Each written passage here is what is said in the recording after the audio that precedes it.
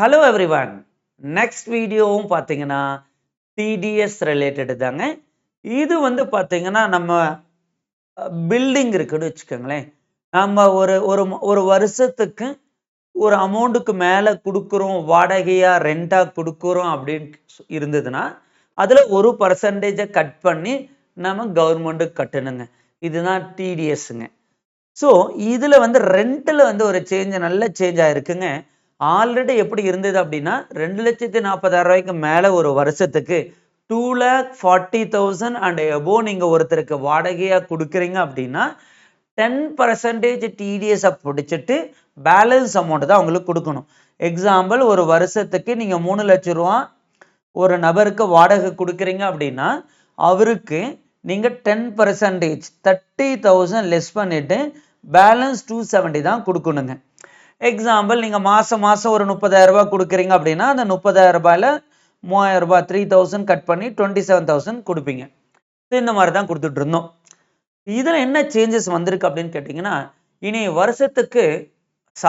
வருஷத்துக்குன்னு சொல்லக்கூடாது, இதை வேணும்னு சொன்னங்க. இதுவரைக்கும் இருந்தது இயர்லி 2,40,000ங்க. புது ப்ரொவிஷன் எப்படின்னா மந்த்லி பார்க்கணும். நல்லா நோட் பண்ணிங்க, மந்த்லி நாட் இயர்லி. ஆல்ரெடி இருந்தது இயர்லி, இப்ப இருக்கிறது என்னங்க மந்த்லி. ஒரு மாசத்துக்கு 50,000 ரூபாய்க்குள்ள உங்களுடைய வாடகை, உங்களுடைய ரெண்ட் இருக்கு அப்படின்னா டிடிஎஸ் பிடிக்க வேண்டாம். எனக்கு ஒரு மாசத்துக்கு 50,000 ரூபாய்க்கு மேல இருக்கு அப்படின்னா நீங்க டிடிஎஸ் பிடிக்கணும். இதுதான் ரூலுங்க.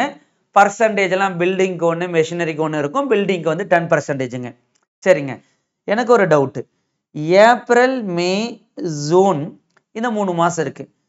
இங்க வந்து 30,000, 60,000, 40,000 இப்படியெல்லாம் இருக்குன்னு வச்சுக்கோங்களேன். ஆக்சுவலாக ரெண்ட் இப்படி இருக்காது, நம்ம 50,000 எடுத்துக்கலாம். 50,000 அப்படி இருக்குன்னு வச்சுக்கோங்க. let us take it as 60,000. 5 மாசம் தான் வாடகைக்கு விட்டுருந்தேன், அதுக்கப்புறம் விடலை.